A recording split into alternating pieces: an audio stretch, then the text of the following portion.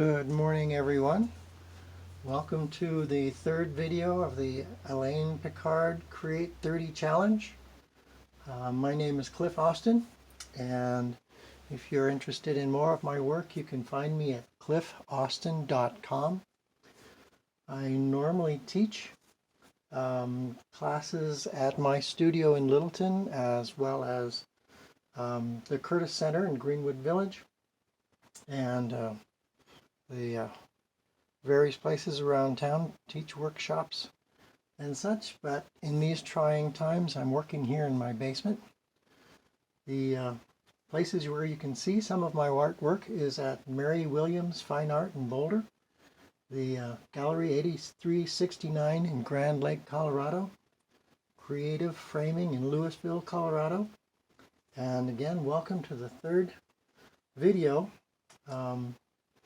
A friend of mine, David, asked me if I would want to participate in the 30-day challenge. And I thought, yeah, okay, I can do that. And then the idea evolved into a daily video.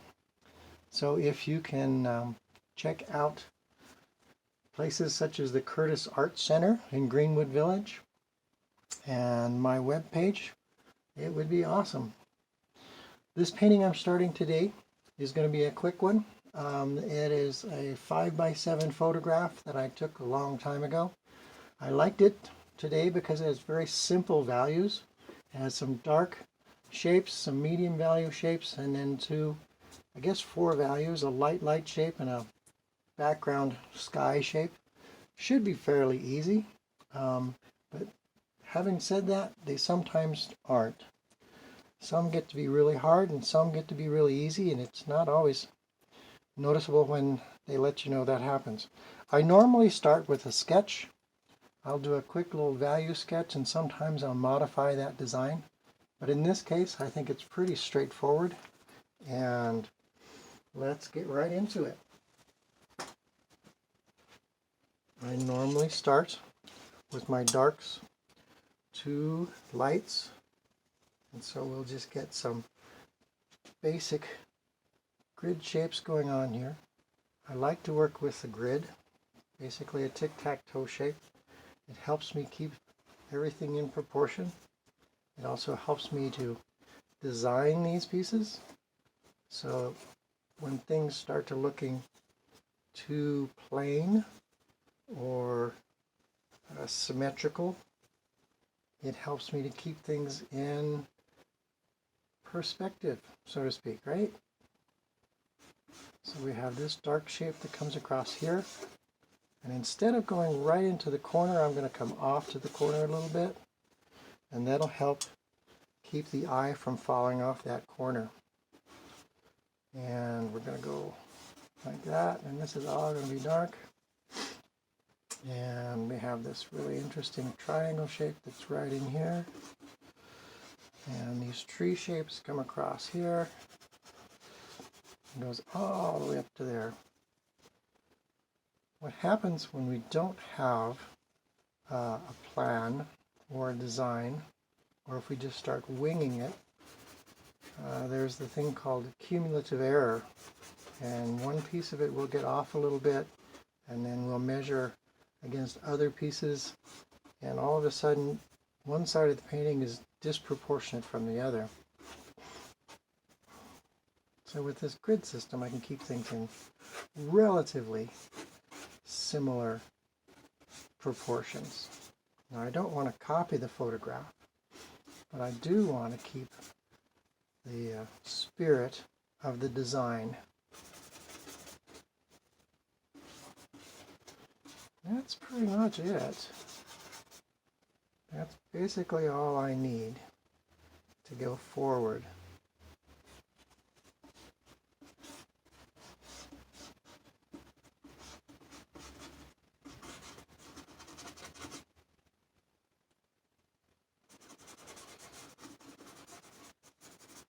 The panel I'm working on is an old painting that really wasn't very successful. So I just turned it upside down. It's an oil painting, So it's a regular little piece of 9x12 masonite that I coated with a piece of acrylic to get the warm undertone. Then I took it out on plein air and started painting on it, and for some reason it just didn't happen. That is the case a lot of times. You start out painting with good intentions and it just doesn't happen. I like to start with sketches and design and isolate shapes as much as I can before I start painting. I know some artists who just like to get out there and just start painting. They'll just dive into it. I've tried that and had less success. They're good at it. I need to work some design issues out first, and I seem to have a better success rate when I do that. I'm mixing up my darks, and these tree shapes are really quite dark. I'm using an old chip brush that I got from the hardware store. The brushes I use are generally hog's hair bristles, but I also have some watercolor brushes that really come in handy, and some riggers, fine points, and there we go. These guys, which are really, really nice, they come in handy for the finer informational pieces. So here I'm just going to scrub in some shapes. And I'm really kind of relying on what's underneath to show through, because it's already pretty dark. And I can go back and make that darker later, or have fun adjusting shapes as we go.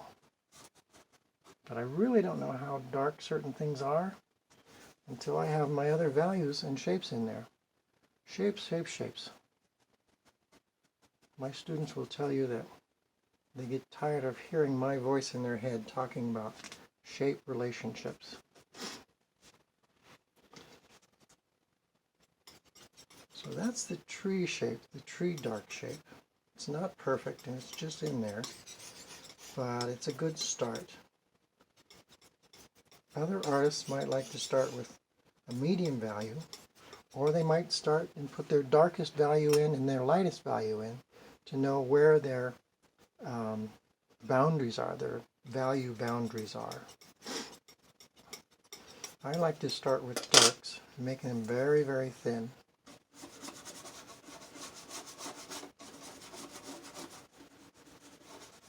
Make my darks very, very thin, and then I can work towards my light. Artists work in many different ways. Some work from background to foreground. Some work in all over the place kind of methods.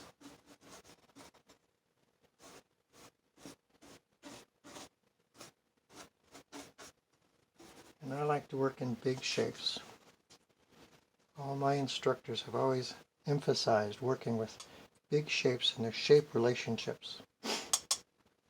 So you start with your shapes and you judge the value of those shapes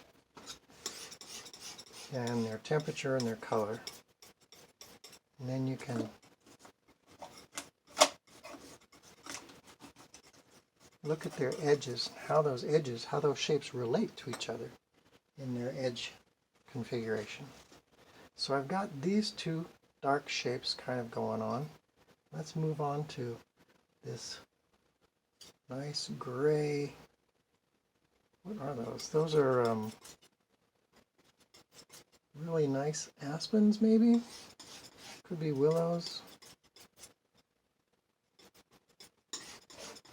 So to me they're a medium value shape, and it has a specific temperature and a color and value. So I'm going to try and mix up a puddle of color that is close to that, that resembles that. I'll try and get as close to the value as possible. I'll try and get as close to the temperature or color as possible. I'll just try and get that shape in there. Try to make it look interesting.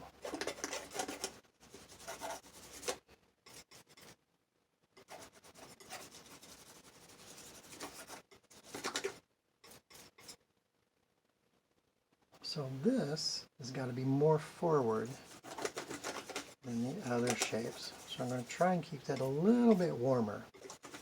So warm colors come forward, cooler colors go back. So warmer, harder comes forward. Softer, cooler, lighter goes backward.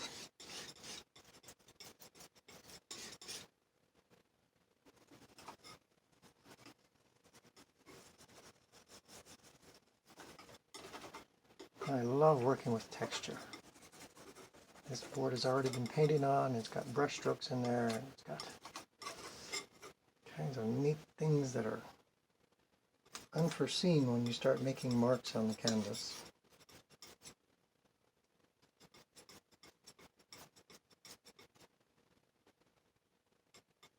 I'm working now towards the back of those trees. What I'm looking for is this little piece right here. Maybe I can make that a little bit darker, more on the blue side.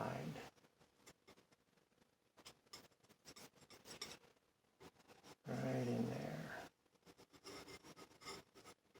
And it kind of disappears up here.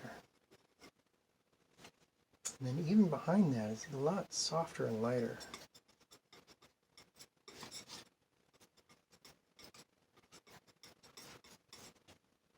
One of my favorite artists has a magic blue, and he'll start in the background and use that as a key and then move forward. So I've got my darks, I've got a sense of my medium values in here. I'm ready to move into the next value, which would be this big sky shape. And that is really, really light. So I'll use some titanium white. A lot of liquid to make it nice and smooth and soft, pliable. So I like my paints at a consistency of about summer butter. Just like summer butter spread on toast. That makes it easy. That's a lot lighter than I wanted it, so I'm going to tone that down.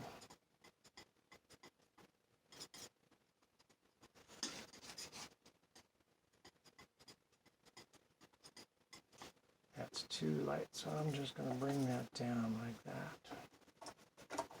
I'm just going to put that shape in there.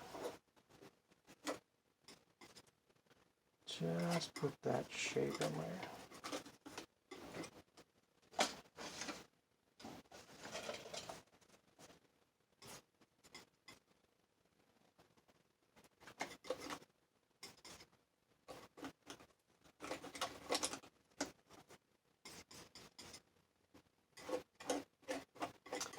There's a way of painting where I call it broken color. I don't know if that's the proper term, but what you do is you mix a couple of colors together and you don't thoroughly mix them so that you get, in this case, a little bit of white showing through and a little bit of blue showing through.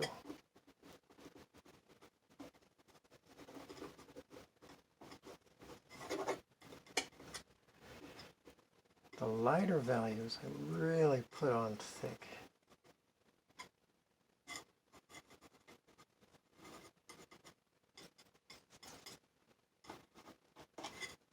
Really heavy. The darker colors I put on very, very thin.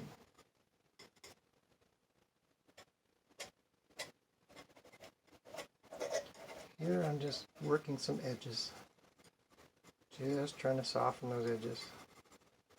Just trying to get the feeling of those trees just feathering up to the sky a little bit.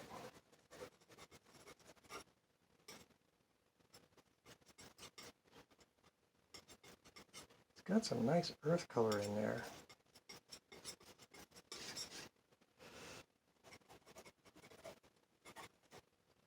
gets a little bit darker,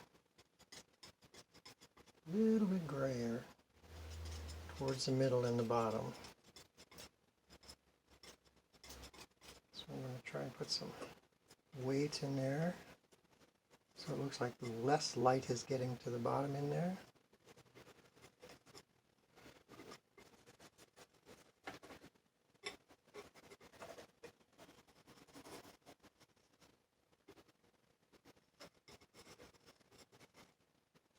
Just like that.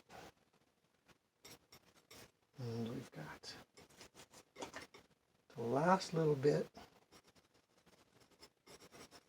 The last little bit is to get this snow in there. That snow, that shape is very, very high in value. And so I'm going to try and take some of this sky color, turn it into kind of a grayish blue. Take lots of it. Notice this hard edge, and it gets softer and softer and feathers all the way out through there. So let's try and put some of this color right in there so that it does that.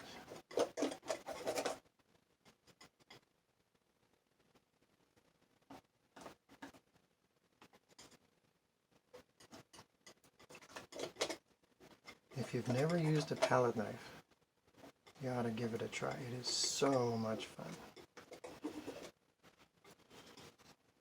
Many artists are part of the I must control everything school, but when you get a palette knife, it takes some of the control away.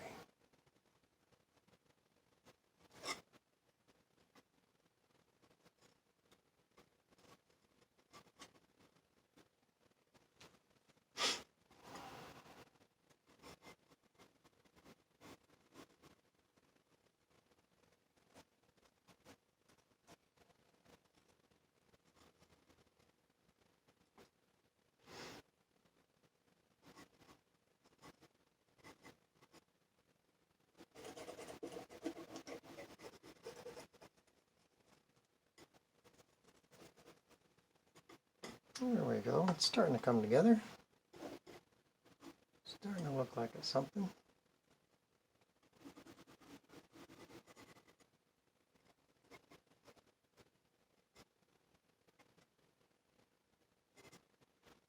Cool, cool, cool. This is so much fun. I encourage you to try a painting.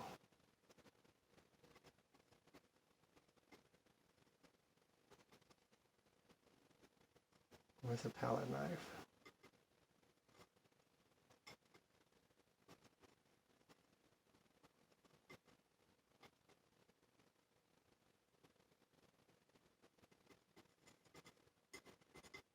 Almost to the point where I can just turn this off and start putting in the specific information. Some call it details, I call it specific information.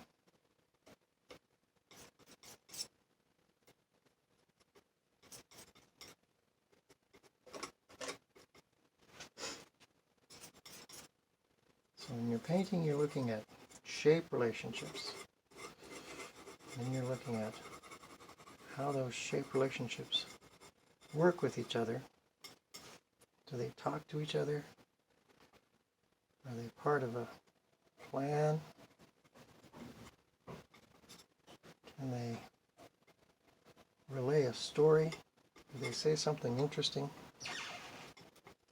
Lots of ways to tell a story.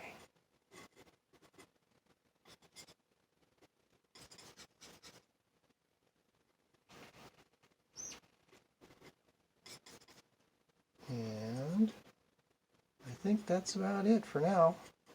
I will continue painting on this and finish it up and post it on YouTube. So watch for it on YouTube, and I'll post it on Facebook and Instagram. And if you'd like to see more, go to cliffaustin.com and be sure to check out the Curtis Art Center, Mary Williams, Gallery 8369, Creative Framing. and have a great and glorious day.